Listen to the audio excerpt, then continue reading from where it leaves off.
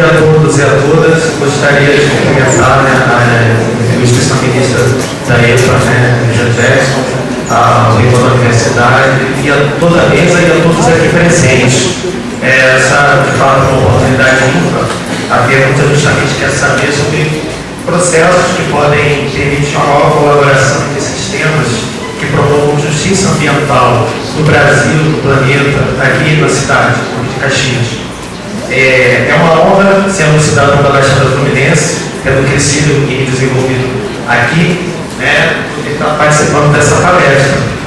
Diria que eu, Cléo, Miguel, então somos aqui também fruto de um processo de construção de cidadania, comunidades eclesiais de base, de alimentação, luta contra processos de construção da desigualdade na Baixada Fluminense e regiões periféricas do Rio de Janeiro e do mundo.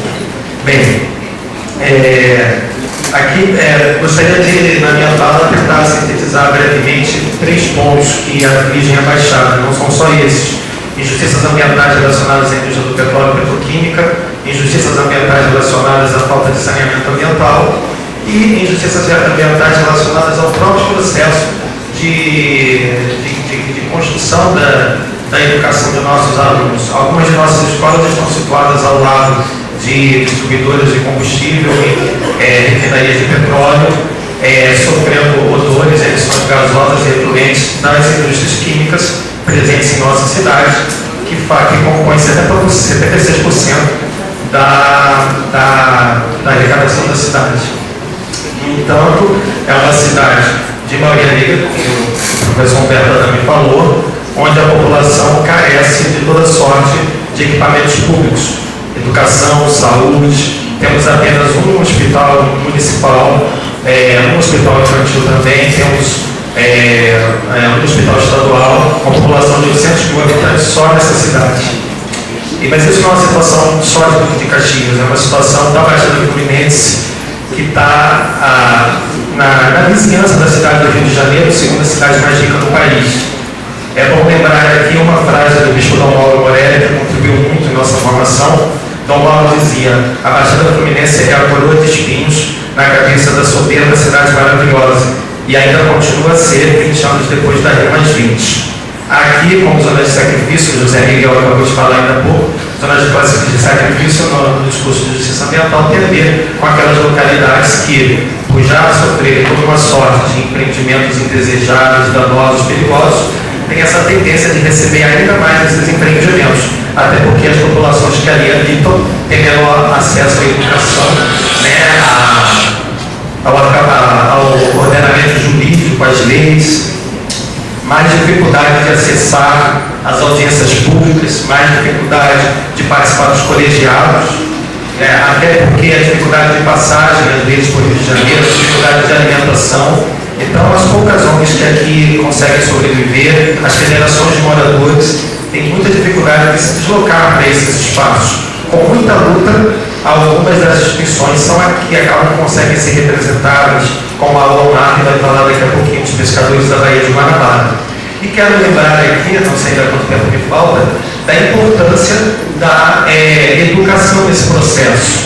A rede de Caxias da Baixada, assim como no Brasil, muitos professores ainda trabalham em educação ambiental com viés muito comportamentalista, ou seja, ações individuais que podem melhorar a qualidade de vida do planeta, do ambiente. Economize sua água, ande de bicicleta, mas não há uma discussão maior sobre processos estruturais que geram essa desigualdade. Não é possível, dentro desse paradigma comportamental, você pensar, por exemplo, a mudança no meio de transporte, ou você fazer com que crianças lembrem que não aceitem, não naturalizem a injustiça ambiental que vivem, de viver ao lado de um rio, numa casa precária, sujeita a enchentes, sem abastecimento de água adequada, apesar da água, boa parte da água que abastece o Rio de Janeiro passar pela Baixada, passar pelo Rio de Caxias. Nesse sentido, tivemos uma experiência interessante realizada em 2007, numa região periférica da cidade do Rio de Janeiro, baixo índice de desenvolvimento humano, a Conferência Infanto-Juvenil pela Justiça Ambiental da Sexta CRE, que foi uma tentativa em alguns bairros, cerca de 8 bairros, com a população, agora me pode a memória, mas o bairro da Caribe foi no Neto, Costa Barros, etc. Nessa região, tentamos fazer, com a Divisão de Educação da Sexta CRE, a professora Rosemary Medeiros trabalhou ali comigo, Maria Nazaré e Socorro, que tiveram coragem, num governo de direita, do César Maia, na época, de fazer uma conferência que tratava da questão ambiental, como outras conferências que infantos juvenis já tratavam no Brasil, mas procurou tratar com o olhar da justiça ambiental, mostrar que certas situações são construídas socialmente, são de justiça ambiental, que é necessário que se invista em educação para que as pessoas tenham uma compreensão melhor, possam entender essa realidade não como natural e que outras implicações antes de gastar o tempo, né? É necessário financiamento para que ONGs, por exemplo, ou instituições como a Associação Misturada Baía de Guanabara, quando estão sujeitas a grandes projetos industriais, como os projetos hoje Petrobras na Baía de Guanabara, da emissão do petróleo, que essas instituições possam acessar recursos para obter, por exemplo, pareceres de pesquisadores, que são pareceres diferentes daqueles que muitas vezes as indústrias contratam e dizem que têm responsabilidade socioambiental, que estão fazendo educação ambiental com crianças e, na verdade, estão fazendo projetos, muitas vezes, que estão passando por cima de pescadores, agricultores, passando por cima de famílias que residem nas proximidades das indústrias, né? Mas que, ao invés de você promover um reassentamento, de repente, que aquelas famílias pequeno local adequado e se respeite relações de vizinhança, a indústria vem, avisa uma família que vai ser desalojada, avisa outra que vai ser desalojada lá longe, outra, e contempla não a organização entre as pessoas. Em suma, há muito o que se falar, aqui é um primeiro passo. Fico feliz com a fala do professor Humberto Adamo, com a visita da ministra Lisa Jackson. Tenho certeza que daqui haverão muitos desdobramentos. Minha presença hoje aqui já é fruto de lutas de pessoas nos Estados Unidos, no movimento negro, né? Fruto aqui da luta do professor Henrique Solari, Marcelo Porto, outros, porque eu conheci a noção de justiça ambiental no colóquio internacional que aconteceu com professores americanos, latino-americanos, movimentos sociais do Brasil e Estados Unidos. Dessa semente lá surgiu minha formação em mestrado, doutorado e minha atuação em movimentos sociais, pude ganhar esse discurso e essas estratégias de ação argumentativas também para a promoção da justiça ambiental. Muito obrigado.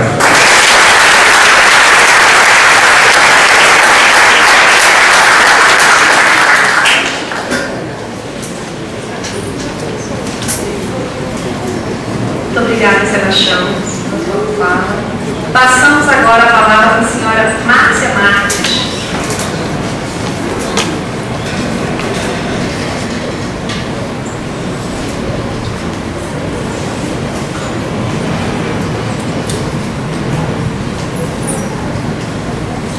Muito bom dia a todas e a todos, né? Gostaria de agradecer a oportunidade de estar hoje aqui falando, cumprimentar, né, a senhora Lisa Jackson por estar aqui no Rio de Janeiro, por solicitar essa conversa com a sociedade civil. Isso é muito importante para nós, fortalece a nossa luta. Cumprimentar todos os presentes e a todas as presentes, todos os amigos, o reitor da universidade pela oportunidade, e gostaria de dizer para vocês que, respondendo, né, a pergunta da questão sobre os mecanismos, né, existem sim tais mecanismos, eles consistem em conselhos, né, comitês de bacia, fóruns de mobilização, mas infelizmente eles ainda trafegam na instância da manipulação. A grande maioria trafega na instância da manipulação. Isso precisa ser mudado, né? A instância jurídica também precisa agilizar a defesa dos direitos difusos, né? E eu trouxe para vocês um exemplo do que a gente está vivenciando nessa questão de injustiças ambientais, que é o caso do CTR Santa Rosa, que foi instalado em cima do aquífero Piranema, lá no município município de Seropédica, região da Baixada Fluminense, que é considerada zona de sacrifício. Então, eu vou tentar fazer um recorde aqui, entrar para o Guinness Book da apresentação de PowerPoint, né? E vou passar rapidinho para vocês. Essa apresentação é básica, mas tem muitas fotos sobre a situação que está sendo instalada, como está sendo instalado o CTS Santa Rosa. Então, vamos ver se vai funcionar. Vamos lá. Vou passar isso rápido aí, muitas coisas. A questão do conflito existe no sentido de que tem comunidades no entorno, a maioria das comunidades são rurais, existe todo o município em conflitos políticos, né, de grupos que querem o aterro e grupos que não querem.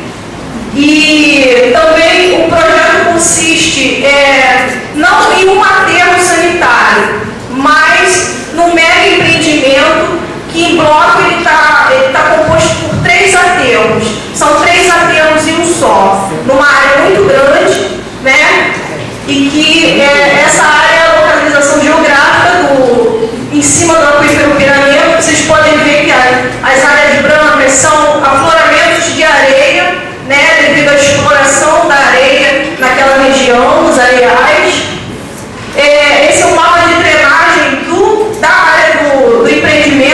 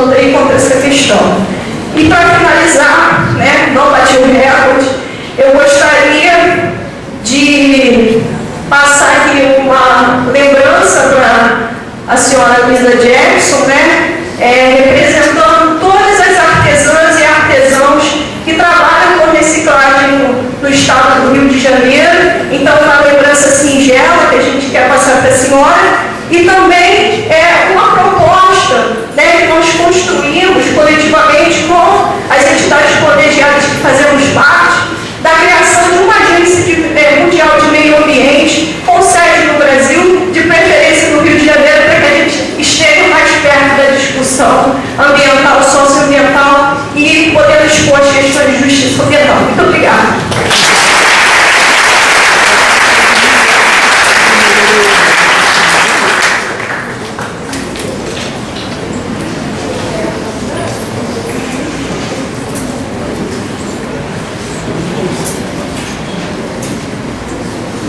Dando continuidade à nossa mesa, abordaremos agora a terceira e última questão geradora. Perguntamos, em sua visão, quais são as coisas mais importantes que os governos, grupos comunitários, ONGs e outras organizações sociais poderiam fazer individualmente e coletivamente para promover a justiça ambiental? Convidamos para responder essa questão o Dr. Marcelo Firpo, a senhora Deise Souza e o senhor Alexandre Anderson. Palavra agora para o senhor Marcelo.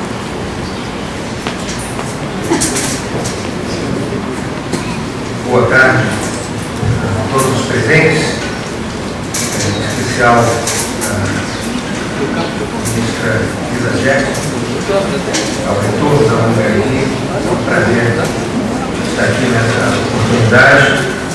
Queria começar dizendo que o conceito de justiça ambiental ele permite lutar com o mesmo ímpeto pela democracia, pelos direitos humanos e por um ambiente mais saudável. E essa é a sua força.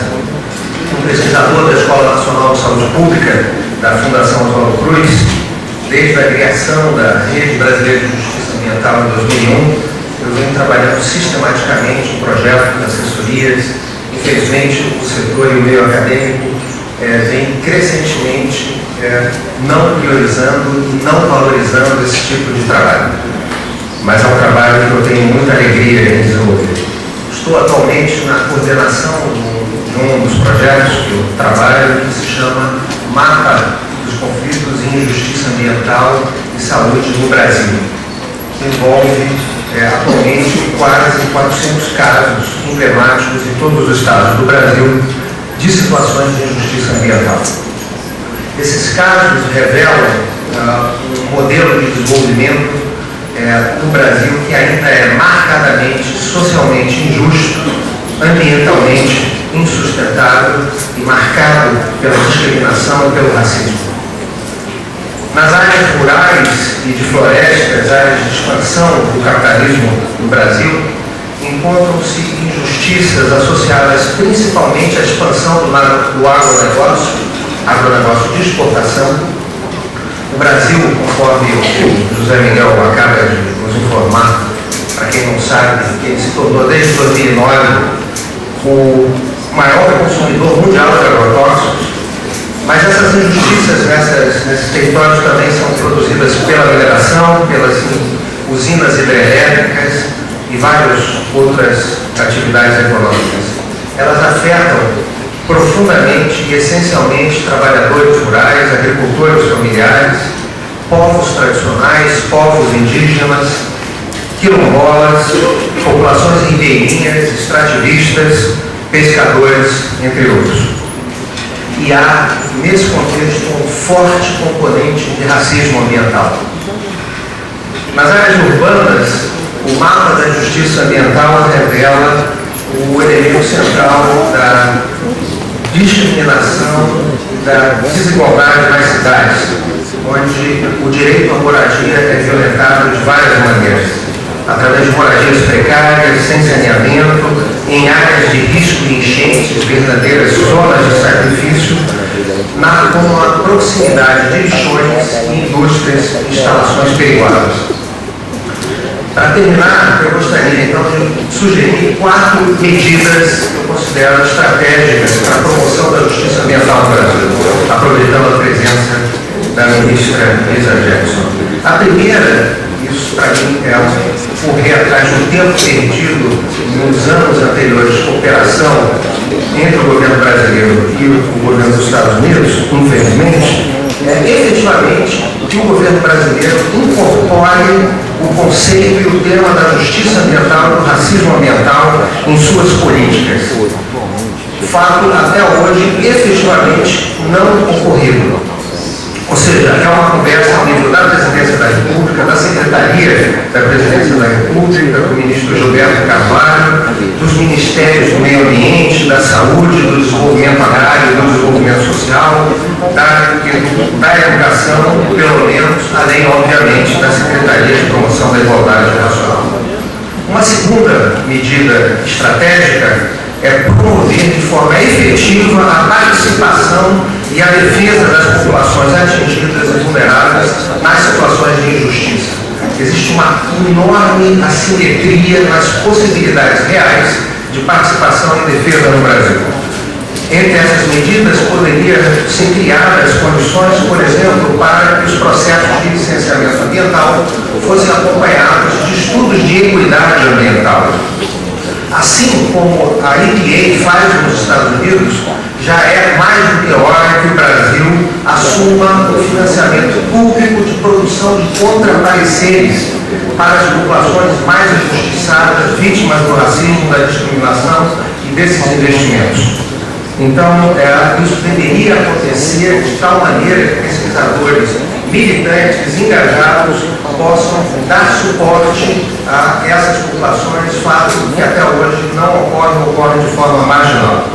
Uma terceira medida diz respeito a como também já acontece há muitos anos nos Estados Unidos, foi fundamental para o desenvolvimento da justiça ambiental nos Estados Unidos, é o apoio público às pesquisas que desenvolvem colaboração e parceria entre as populações e organizações comunitárias vítimas de injustiça ambiental e grupos de pesquisa, grupos técnicos profissionais.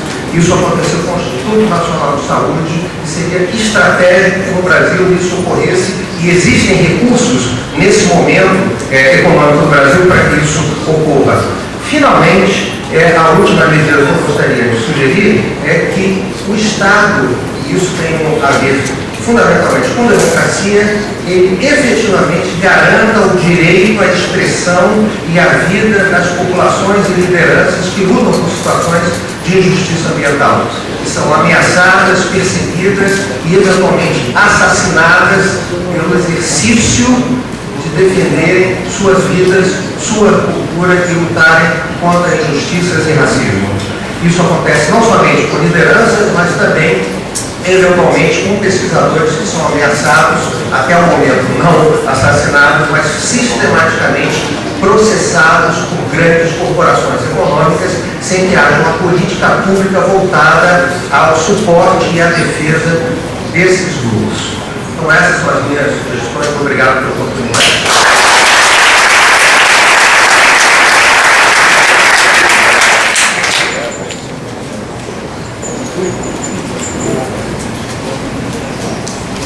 Obrigada, doutor Marcelo. Passando a palavra agora para o senhor Alexandre Anderson, da Associação Homem do Mar.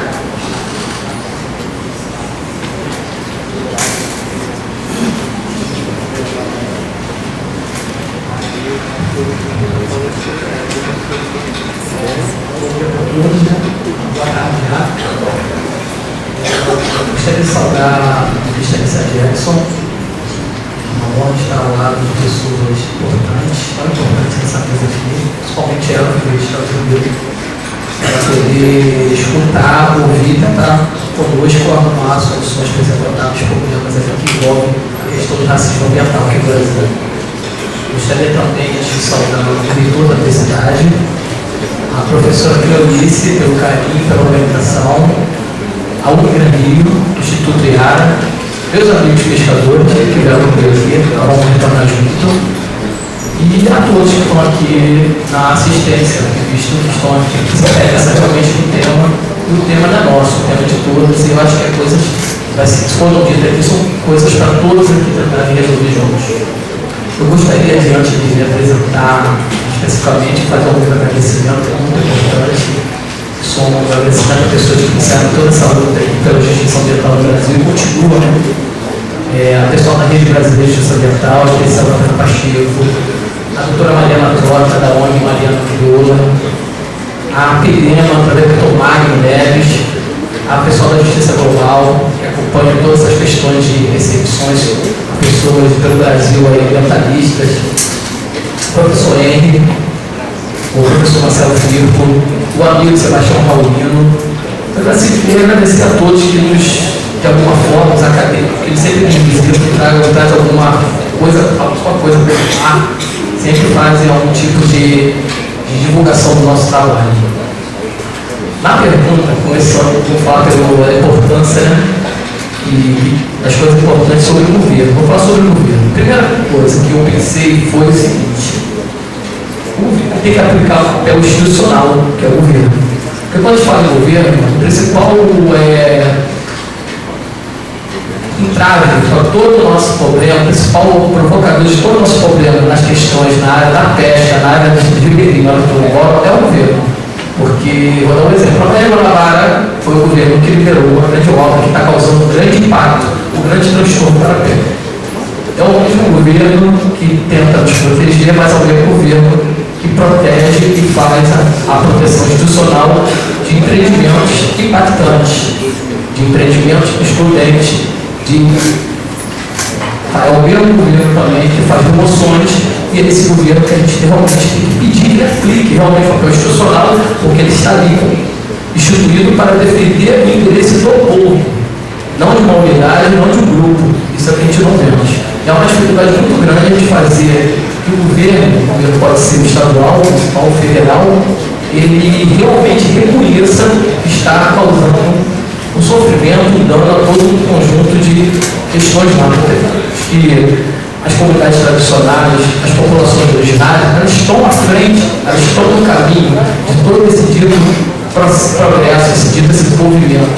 E, na verdade, na maioria das vezes, a gente vê que não é só no Rio de Janeiro, principalmente no interior do Brasil, ele vem de forma monstruosa, causando grande sofrimento, grande impacto à comunidade indígena, a caiçaras, a comunidade quilombolas, por sua vez também a ribeirinhos e produtores aqui também. Então, eu acho que o papel, a importância do governo individualmente deveria ser essa. A parte dos grupos comunitários é promover discussões, fóruns, para articular as ações objetivas da comunidade, né? Apenas líderes comunitários, associações comunitárias ou algumas lideranças que fazem algum tipo de comunicação, não para usar isso para questões partidárias, político-partidárias, para aplicar isso naquele objetivo e foco. Se você está com problema com desmatamento, problema com lixão, problema com a pesca local, problema com o transporte aquariário, é jogar esse objetivo, fazer esse fórum e levar toda essa energia para aquele momento, aquela questão em si. Essa é articular melhor os comunitários esse papel individual. A questão das ONGs, a ética. Por exemplo, você pode uma ONG dizer que protege uma ONG ambientalista e receber grana de um que causa o desmatamento, de um que causa o derramamento, de um que causa um efeito negativo para aquela comunidade tradicional ali. Então, para mim, ela tem que ter ética, não pode ocorrer. Isso acontece também com algumas ONGs que lutam pelos direitos humanos. E também não pode ter convênio com aquelas que expulsam uma ameaça que em alguns casos matam. Eu também vou poder falar das organizações sociais. Nós temos exemplo, organizações sociais. Temos a OMAR, começando com um pequeno grupo, se articulando, buscando junto com várias pessoas entendimento, força, e hoje nós continuamos nessa luta bravamente até hoje, com a ajuda principalmente da comunidade tradicional ao nosso redor. E eu gostaria de falar uma coisa sobre a justiça ambiental. Não conheço ainda, mas por aí estou lutando para que exista aqui no Brasil. E falar também que nós, pescadores da Baía de Guanabara, temos sangue de quilombola, negros, caiçaras de nossa veia. Esse sangue que está levando e trazendo essa força que nós temos até hoje. Muito obrigado.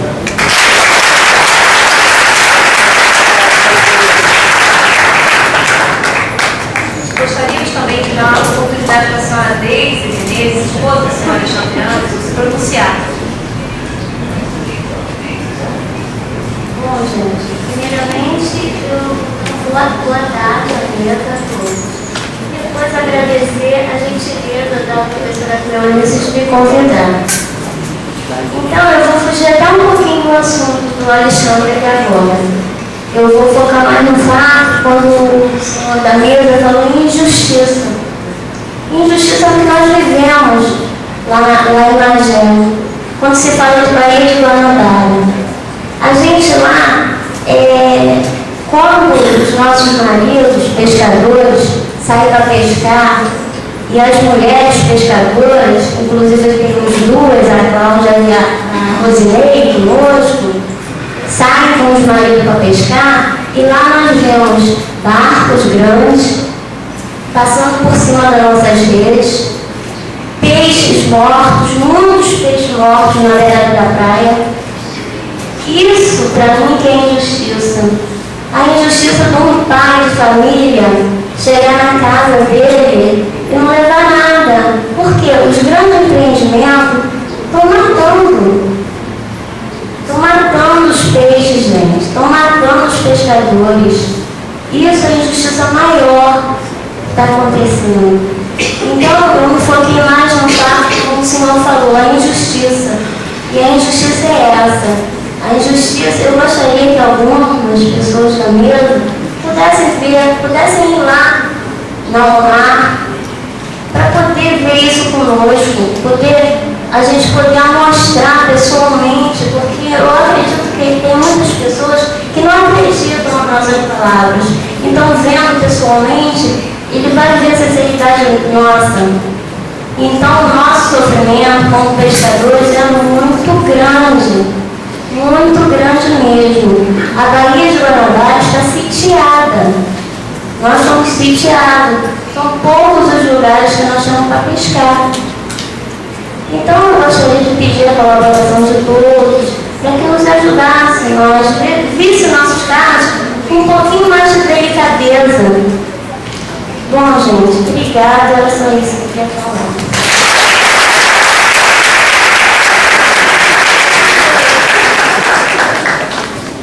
Agradecemos a todos pela colaboração, pela palavra, e vamos passar agora a palavra à excelentíssima ministra para que possa fazer uma apreciação geral sobre as questões e respostas perguntadas nessa mesa.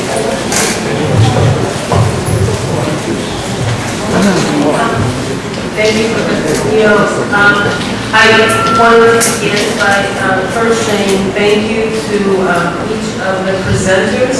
I thank the audience earlier in my remarks, but what we know from environmental issues or any issue is that it's always about people.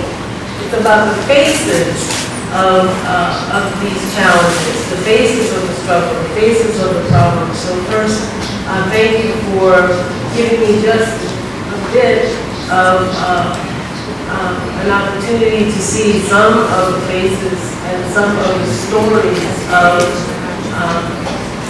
the environment and the challenges and the striving for social inclusion that is so much a part of the issue of environmental justice. I want to do two things before I forget because I feel so bad for forgetting to do them. That's introducing my staff. Stand up and turn around.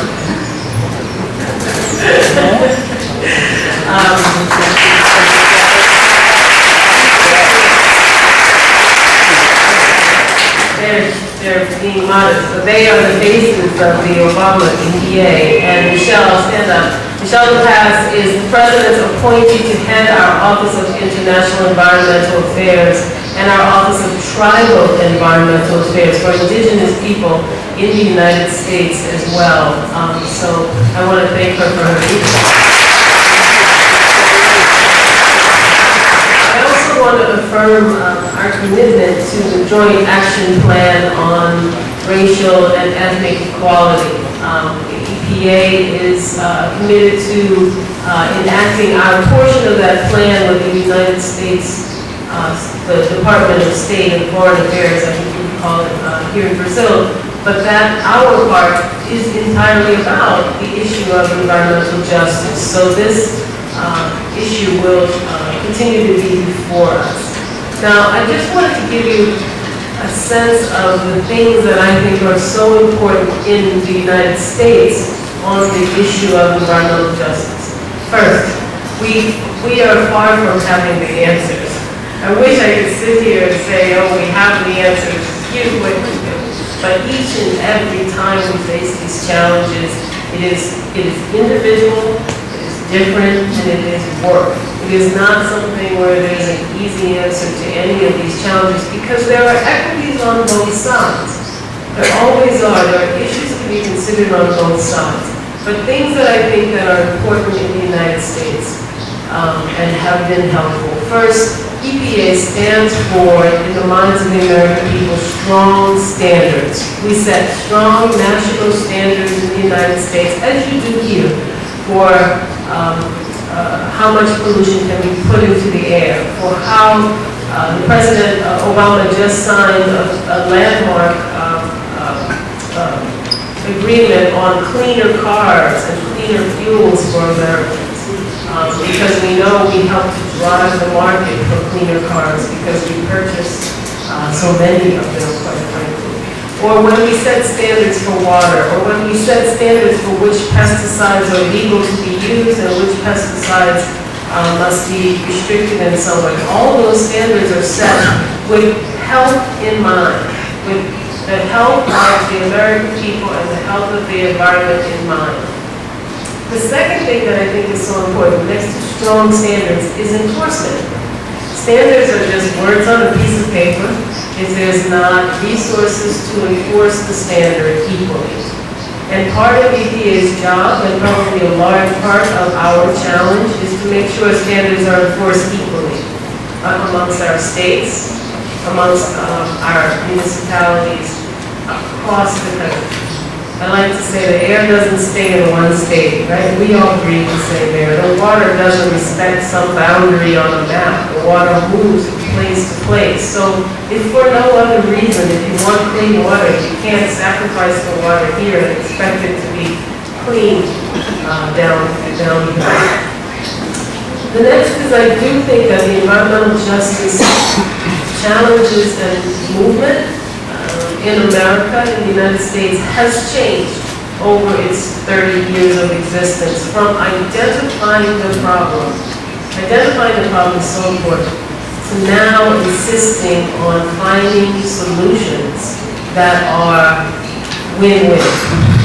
Now, that's hard to do, but that is what the challenge has moved to. I do think we spent many, many years identifying and trying to convince ourselves and others that this issue of environmental justice was real. It's real. As the Attorney General of the United States, Eric Holder, who's also an African American, said not recently, this isn't a theory that there's more pollution in certain areas of the country. It's a proven fact. But now the question becomes, how do you find a solution without sacrificing jobs? Because we also want to see people have the ability to support themselves and their family. In fact, it's one of the most important ideas is that as you get better off, as you move into the middle class, the one thing people want is a clean environment. But if you move into the middle class and you sacrifice the environment to get there, then you can never catch up. So we've moved from just identifying where the concerns are to sitting down around the table to find a solution that works for all. I won't say both, because it's usually not two sides. It can be 10 different sides around the table that have to come together to find a solution that works for all. Where, yes, we need jobs, yes, we need education, we need good health, we need clean air. How do we find that? And the solution is usually technology. So it's so important that you recognize that as the world becomes more mechanized and higher tech and everything that could be done by people can be done by machine, how do we integrate that in a way that grows jobs and grows justice, inclusion? And that's the last key point I would say to me, which is the issue of inclusion is one I think that should be drawn very, very broadly and has been successfully at times in the United States. And again, this is all what works at home. I would never presume to say what can and should work here. But the principles at home are when we set, as we would say, set the table for as many many people as possible and make sure that everyone has an informed voice in the discussion so that people don't feel left out. When we draw coalitions, there's one environmental justice activist I met in Mississippi who said, no one would listen to our concerns when we were just one poor community trying to protest a road through the middle of our town. But when we joined with the white citizens and we explained what that road would do to their community and how it would affect things that would affect them, they were much, much stronger. So although sometimes it feels in the United States that environmental justice groups are fighting alone, they're most successful when they fight, when they build and join together with larger society, and that has been quite successful. In summary, again, I want to thank you all. I want to thank you for the gifts.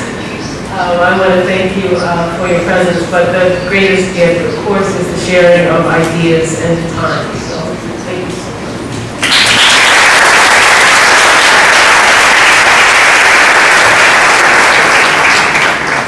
Já finalizando essa mesa, aproveito para anunciar, já como desdobramento deste encontro, que alguns membros, duas pessoas que estão aqui, propõem a criação de uma organização mundial para o desenvolvimento sustentável com sede no Rio de Janeiro, que tenha foco no controle socioambiental para o cumprimento de acordos e tratados internacionais de caráter decisório e deliberativo.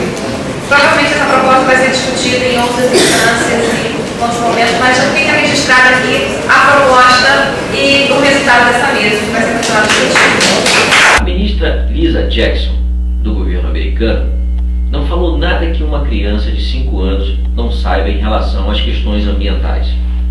As perguntas para a ministra foram formuladas antecipadamente. Eu, particularmente, gostaria de ter feito uma pergunta, e acho que essa pergunta vários seres humanos na face da Terra gostaria de fazer à ministra Lisa Jackson, representante do Ministério do Ambiente do governo americano. A pergunta seria: até quando o governo americano ficará de fora dos acordos e tratados que visam a melhoria das questões socioambientais? O governo americano até hoje não assinou nenhum acordo internacional que visa dirimir questões e problemas socioambientais. Eu já havia concordado com o ator de Hollywood, Sylvester Stallone, quando ele disse: olha, nós vamos lá, explodimos tudo e ainda nos dão um macaquinho de presente. Eu digo isso porque a ministra do Ambiente americana, a senhora Lisa Jackson, saiu da reunião levando vários presentes entregues pelos participantes da mesa.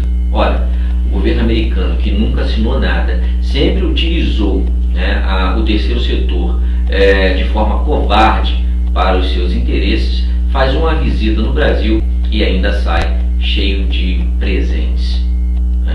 É impressionante. E o pessoal ainda criticou Stallone quando fez o Sylvester Stallone, quando ele fez quando ele verbalizou essa frase de que vem aqui, explode tudo e ainda ganha um macaquinho de presente. Bom, uma coisa é certa: a ministra do governo americano, a ministra de Ambiente do governo americano, ela não veio no terceiro setor no Brasil à toa.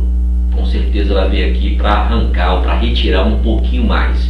O Brasil vai ser será centro da atenção mundial a partir de 2012. São vários os empreendimentos e mega eventos que estarão ocorrendo no Brasil, mais precisamente aqui no Rio de Janeiro. Nós temos a Rio+20, Copa, Olimpíadas, o Papa, Encontro Nacional da Juventude, enfim, o Brasil será foco das atenções. Por isso, não é à toa a vinda da ministra de Ambiente do governo americano, Lisa Jackson. Temos muito ainda que aprender nesse processo de sociedade, até para perdermos esse rótulo de terceiro mundo. Eu acho que a sociedade brasileira precisa de vez em quando estar revendo os seus conceitos e preconceitos, inclusive a sua postura de participação nesses processos. Essa questão de ser passivo demais, calmo demais e tudo muito demais, eu acho que tem prejudicado muito o Brasil. O Brasil que parece que gosta desse rótulo de terceiro mundo, né? Parece que quanto mais coitadinho, quanto mais miserável, mais interessante para o processo. E não é um processo interno, não, é externo, é um processo interno. As pessoas no governo brasileiro, principalmente, gostam muito, né, quando é terceiro, quando é coitadinho, quando é assim, quando é assado. Bom, a gente espera ver um Brasil diferente, um Brasil de brasileiros que gostem do Brasil, lutem pelo Brasil e defendam o Brasil. Saudações socioambientais e até a próxima.